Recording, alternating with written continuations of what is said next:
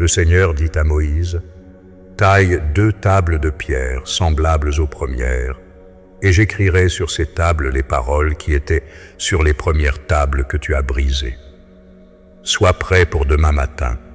Demain matin, tu monteras sur la montagne du Sinaï et tu te tiendras devant moi au sommet de la montagne. Personne ne montera avec toi et personne ne se montrera sur toute la montagne. Même les brebis et les bœufs ne paîtront pas devant cette montagne. » Moïse tailla 2 tables de pierre semblables aux premières. Il se leva de bon matin et monta sur la montagne du Sinaï, comme le Seigneur le lui avait ordonné, et il prit dans sa main les 2 tables de pierre. Le Seigneur descendit dans la nuée, il se tint là avec lui, et il proclama le nom du Seigneur. Le Seigneur passa devant lui, et il proclama, « Le Seigneur, Dieu miséricordieux et compatissant, lent à la colère, riche en bonté et en fidélité, qui garde sa bonté à des milliers, qui tolère faute, transgression et péché, mais qui ne laisse rien impuni, qui poursuit la faute des pères chez les fils et les petits-fils, jusqu'à la 3e et la 4e génération. » Moïse aussitôt s'inclina jusqu'à terre et se prosterna. Il dit, « Si j'ai trouvé grâce à tes yeux, Seigneur, que le Seigneur marche au milieu de nous, car c'est un peuple à la nuque raide. Pardonne nos fautes et nos péchés, et fais de nous ton héritage. » Le Seigneur dit, « Voici que je conclus une alliance. Devant tout ton peuple, je ferai des merveilles telles qu'elles n'ont été accomplies dans aucun pays ni chez aucune nation. Tout le peuple au milieu duquel tu vis verra l'œuvre du Seigneur, car ce que je vais faire avec toi est redoutable. Observe ce que je t'ordonne aujourd'hui. Voici que je chasserai devant toi l'Amorite, le Cananéen, le Hittite, le Périzite, le Hivite et le Jébusite. Garde-toi de conclure une alliance avec l'habitant du pays où tu vas entrer, de peur qu'il ne devienne un piège au milieu de toi. Vous démolirez leurs autels, vous briserez leurs stèles et vous abattrez leurs poteaux sacrés. Tu ne te prosterneras pas devant un autre Dieu, car le Seigneur a pour nom jaloux, c'est un Dieu jaloux. Garde-toi de conclure une alliance avec l'habitant du pays. Quand ils se prostitueront à leur Dieu et leur offriront des sacrifices, on t'invitera et tu mangeras de leurs sacrifices. Tu prendras de leurs filles pour tes fils, et leurs filles se prostitueront à leur Dieu et entraîneront tes fils à se prostituer à leur Dieu. Tu ne te feras pas de Dieu de fonte. Exode, chapitre 34, 1, 17.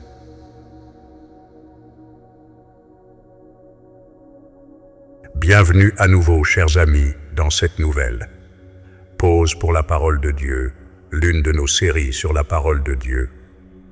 Aujourd'hui, nous allons écouter ensemble de magnifiques chapitres de la Bible qui débordent de la miséricorde de Dieu, sa miséricorde infinie, sa tendre compassion, sa bonté inépuisable, sa générosité sans limite et son amour éternel. Je lirai à partir de la Bible française, version Tob. Je crois profondément qu'en entendant ces paroles, le Saint-Esprit touchera nos cœurs et enseignera à chacun de nous exactement ce dont nous avons besoin. La guérison, la protection et Dieu lui-même se trouvent ici, même dans sa parole. Ouvrons-nous simplement pour la recevoir. Nous voyagerons d'Exode au Psaume, des lettres de Paul à celles de Jean, en contemplant comment le Seigneur pardonne, guérit, relève, console et nous aime sans limite, même dans toute notre faiblesse et notre fragilité. Si ces paroles vous bénissent, aidez-moi à les diffuser le plus largement possible. L'un ou plusieurs des gestes suivants le feront avec succès.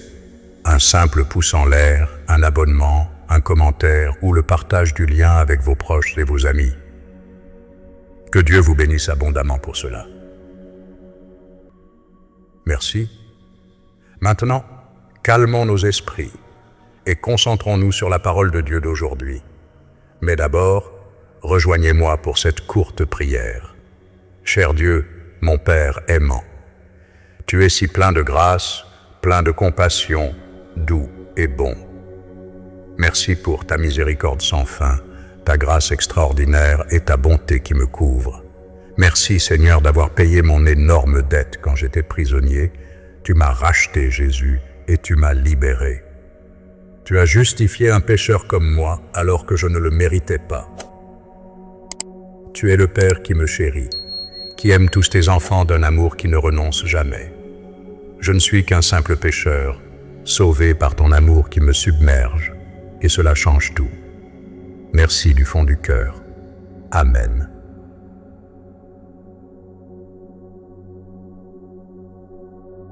Bien-aimés, ne vous fiez pas à tout esprit, mais discernez les esprits pour voir s'ils sont de Dieu, car beaucoup de faux prophètes sont sortis dans le monde. À ceci, vous reconnaissez l'Esprit de Dieu. Tout esprit qui confesse Jésus-Christ venu dans la chair est de Dieu. Et tout esprit qui ne confesse pas Jésus n'est pas de Dieu. C'est celui de l'Antichrist. Vous en avez entendu parler. Il vient, et déjà, il est dans le monde. Vous, petits enfants, vous êtes de Dieu, et vous les avez vaincus, car celui qui est en vous est plus grand que celui qui est dans le monde. Eux, ils sont du monde, c'est pourquoi ils parlent d'après le monde, et le monde les écoute. Nous sommes de Dieu. Celui qui connaît Dieu nous écoute. Celui qui n'est pas de Dieu ne nous écoute pas. À cela, nous reconnaissons l'esprit de la vérité et l'esprit de l'erreur. Bien-aimés, aimons-nous les uns les autres, puisque l'amour est de Dieu. Quiconque aime est né de Dieu et connaît Dieu. Celui qui n'aime pas n'a pas connu Dieu, car Dieu est amour. En ceci s'est manifesté l'amour de Dieu pour nous. Dieu a envoyé son Fils unique dans le monde pour que nous vivions par lui. En ceci consiste l'amour. Ce n'est pas nous qui avons aimé Dieu, mais c'est lui qui nous a aimés et qui a envoyé son Fils en victime d'expiation pour nos péchés. Bien-aimés, puisque Dieu nous a tant aimés, nous devons, nous aussi, nous aimer les uns les autres. Personne n'a jamais vu Dieu. Si nous nous aimons les uns les autres, Dieu demeure en nous et son amour est accompli en nous. À ceci, nous reconnaissons que nous demeurons en lui et lui en nous. Il nous a donné de son esprit. Et nous avons contemplé et nous témoignons que le Père a envoyé son Fils comme sauveur du monde. Celui qui confesse que Jésus est le Fils de Dieu, Dieu demeure en lui et lui en Dieu. Et nous avons reconnu et nous avons cru l'amour que Dieu a pour nous. Dieu est amour. Qui demeure dans l'amour demeure en Dieu et Dieu demeure en lui. En ceci, l'amour est accompli avec nous, afin que nous ayons assurance au jour du jugement. Comme lui est, nous sommes, nous aussi, dans ce monde. Il n'y a pas de crainte dans l'amour, mais l'amour parfait chasse la crainte. Car la crainte implique un châtiment, et celui qui craint n'est pas accompli dans l'amour. Nous aimons parce qu'il nous a aimés le premier. Si quelqu'un dit « j'aime Dieu » et qu'il déteste son frère, c'est un menteur. Celui qui n'aime pas son frère qu'il voit, comment peut-il aimer Dieu qu'il ne voit pas? Et ce commandement, nous le tenons de lui, que celui qui aime Dieu aime aussi son frère. 1 Jean, chapitre 4.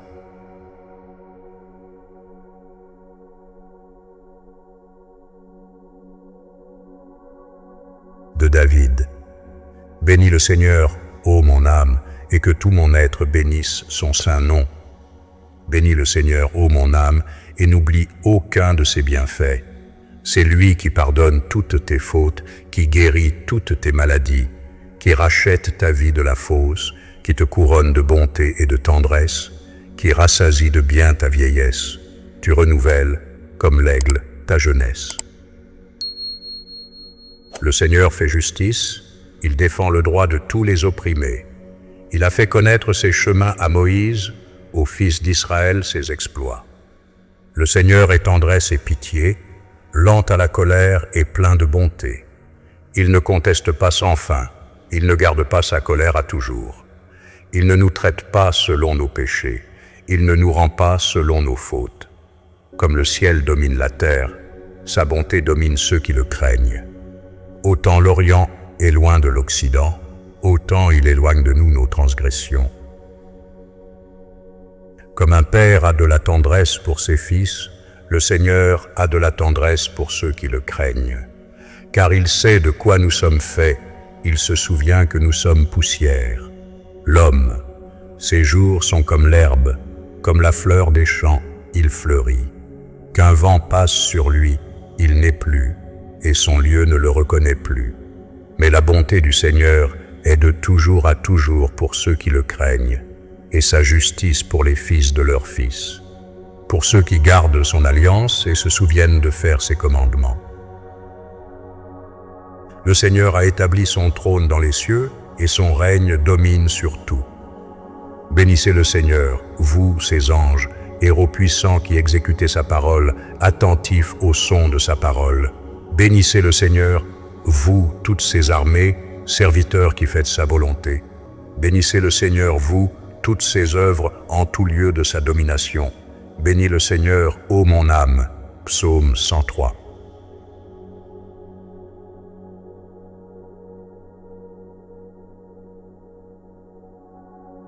Désormais donc, il n'y a plus de condamnation pour ceux qui sont dans le Christ Jésus. Car la loi de l'Esprit qui donne la vie dans le Christ Jésus t'a affranchi de la loi du péché et de la mort. Ce que la loi ne pouvait pas, affaiblie qu'elle était par la chair, Dieu l'a fait, en envoyant son propre Fils dans une chair semblable à celle du péché, et en raison du péché, il a condamné le péché dans la chair, afin que la justice de la loi soit accomplie en nous, qui marchons non selon la chair, mais selon l'Esprit. Ceux qui vivent selon la chair désirent ce qui est charnel, ceux qui vivent selon l'Esprit, ce qui est spirituel. Car le désir de la chair, c'est la mort, mais le désir de l'Esprit, c'est la vie et la paix. Le désir de la chair est ennemi de Dieu. Il ne se soumet pas à la loi de Dieu, il ne le peut même pas. Ceux qui sont dans la chair ne peuvent plaire à Dieu. Vous n'êtes pas dans la chair, mais dans l'Esprit, puisque l'Esprit de Dieu habite en vous. Celui qui n'a pas l'Esprit du Christ ne lui appartient pas. Mais si le Christ est en vous, le corps, il est vrai, est mort à cause du péché, mais l'Esprit est vie à cause de la justice. Et si l'Esprit de celui qui a ressuscité Jésus d'entre les morts habite en vous, celui qui a ressuscité le Christ d'entre les morts donnera aussi la vie à vos corps mortels par son Esprit qui habite en vous. Ainsi donc, frères, nous avons une dette, mais non envers la chair, pour vivre selon la chair. Car si vous vivez selon la chair, vous allez mourir. Mais si par l'Esprit vous faites mourir les œuvres du corps, vous vivrez. Tous ceux qu'anime l'Esprit de Dieu sont fils de Dieu. Vous n'avez pas reçu un esprit d'esclave pour retomber dans la crainte. Vous avez reçu un esprit de fils adoptif qui nous fait crier « Abba, Père ». L'Esprit lui-même rend témoignage à notre esprit que nous sommes enfants de Dieu. Enfants, et donc héritiers, héritiers de Dieu, co-héritiers du Christ, si du moins nous souffrons avec lui pour être aussi glorifiés avec lui. J'estime en effet que les souffrances du temps présent ne sont pas à comparer à la gloire qui va se révéler en nous. Car la création attend avec impatience la révélation des fils de Dieu, soumise à la vanité, non de son gré, mais à cause de celui qui l'y a soumise. Elle garde l'espérance d'être, elle aussi, libérée de la servitude de la corruption, pour entrer dans la liberté de la gloire des enfants de Dieu. Nous savons en effet que la création tout entière gémit maintenant encore dans les douleurs de l'enfantement. Et non seulement elle, mais nous aussi qui avons les prémices de l'Esprit, nous gémissons intérieurement en attendant l'adoption, la rédemption de notre corps. Car nous avons été sauvés, mais dans l'espérance. Or, voir ce qu'on espère, ce n'est plus l'espérer. Ce qu'on voit, comment pourrait-on l'espérer encore? Mais si nous espérons ce que nous ne voyons pas, nous l'attendons avec persévérance. De même, L'Esprit vient au secours de notre faiblesse, car nous ne savons pas prier comme il faut, mais l'Esprit lui-même intercède pour nous en gémissements inexprimables. Et celui qui scrute les cœurs sait quel est le désir de l'Esprit. C'est selon Dieu qu'il intercède en faveur des saints. Nous savons qu'avec ceux qui l'aiment, Dieu collabore en tout pour leur bien, avec ceux qu'il a appelés selon son dessein. Ceux qu'il a connus d'avance, il les a aussi prédestinés à être conformes à l'image de son Fils, pour que celui-ci soit le premier-né d'une multitude de frères. Ceux qu'il a prédestinés, il les a aussi appelés. Ceux qu'il a appelés, il les a aussi justifiés. Ceux qu'il a justifiés, il les a aussi glorifiés. Que dire de plus? Si Dieu est pour nous, qui sera contre nous? Lui qui n'a pas épargné son propre Fils, mais l'a livré pour nous tous, comment ne nous donnerait-il pas tout avec lui? Qui accusera les élus de Dieu? C'est Dieu qui justifie. Qui condamnera? Le Christ Jésus qui est mort, bien plus qui est ressuscité, qui est à la droite de Dieu, qui intercède pour nous. Qui nous séparera de l'amour du Christ? La détresse, l'angoisse, la persécution, la faim, le dénuement, le danger, le glaive, selon qu'il est écrit. C'est pour toi que nous sommes mis à mort tout le jour. On nous a comptés comme des brebis d'abattoir. Mais en tout cela, nous sommes plus que vainqueurs par celui qui nous a aimés. J'en ai la certitude, ni mort, ni vie, ni ange, ni principauté, ni présent, ni avenir, ni puissance, ni hauteur, ni profondeur, ni aucune autre créature ne pourra nous séparer de l'amour de Dieu, manifesté dans le Christ Jésus notre Seigneur. Lettre aux Romains, chapitre 8.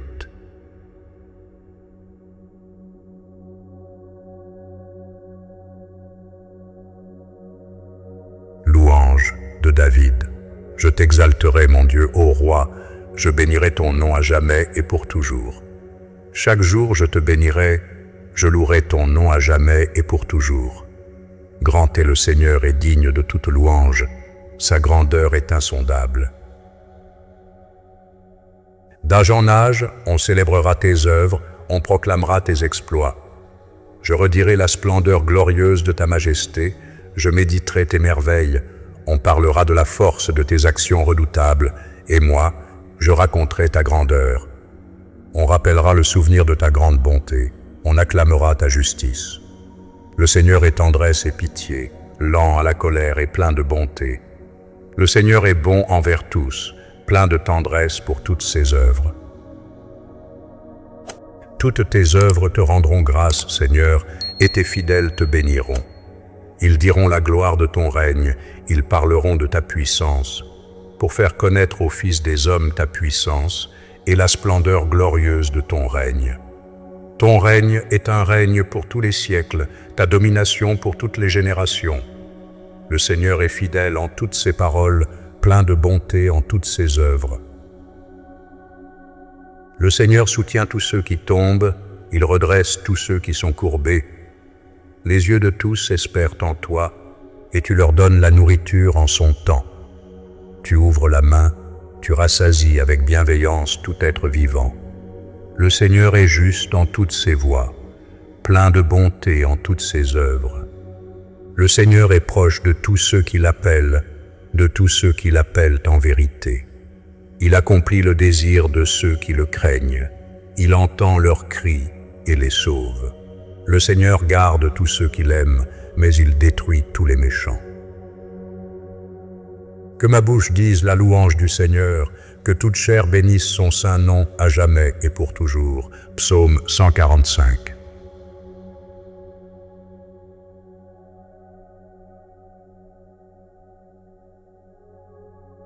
Paul, apôtre du Christ Jésus par la volonté de Dieu, et Timothée le frère, à l'Église de Dieu qui est à Corinthe, ainsi qu'à tous les saints qui sont dans toute l'Achaïe.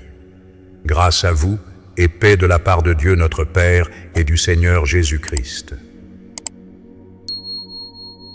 Béni soit Dieu, le Père de notre Seigneur Jésus-Christ, le Père des miséricordes et le Dieu de toute consolation, qui nous console dans toute notre détresse, afin que nous puissions consoler ceux qui sont dans quelque détresse par la consolation dont nous sommes nous-mêmes consolés par Dieu. Car, de même que les souffrances du Christ abondent pour nous, de même par le Christ abonde aussi notre consolation. Si nous sommes dans la détresse, c'est pour votre consolation et votre salut.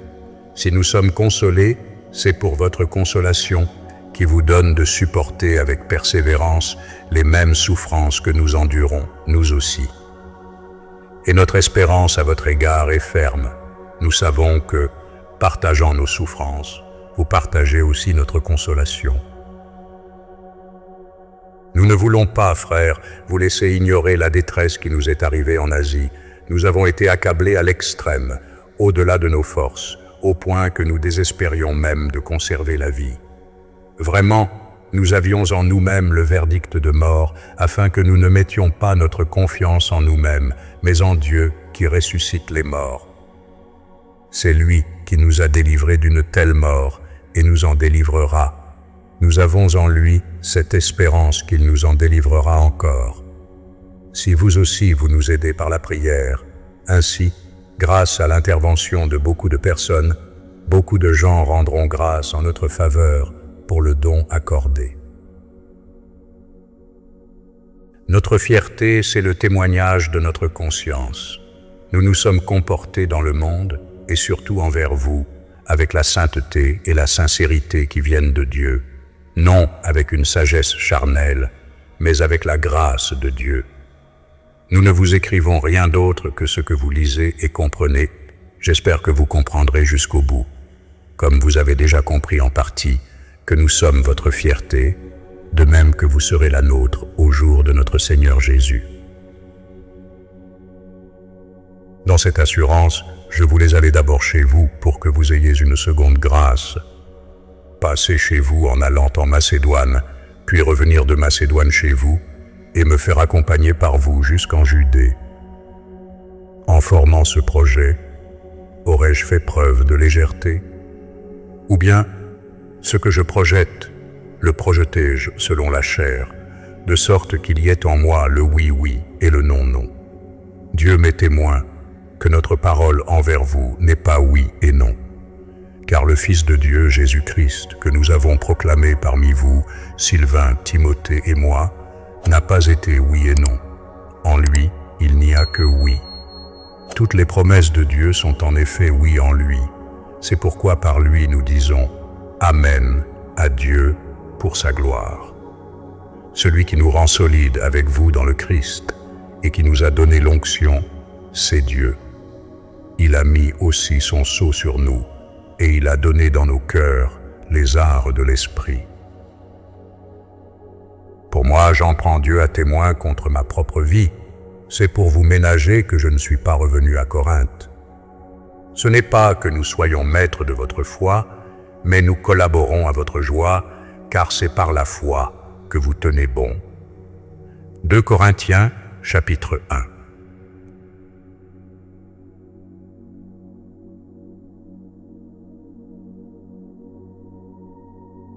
Chers frères, chères sœurs, merci d'avoir écouté la pause pour la parole de Dieu du jour. Je crois que Dieu vous a visité à travers ces versets inspirés. Que Dieu vous protège et vous bénisse tous. Permettez-moi de vous le rappeler encore une fois. N'oubliez pas de vous abonner, d'aimer la vidéo et d'écrire vos commentaires dans la section des commentaires. Cela nous sera d'une grande aide et ne vous coûtera rien.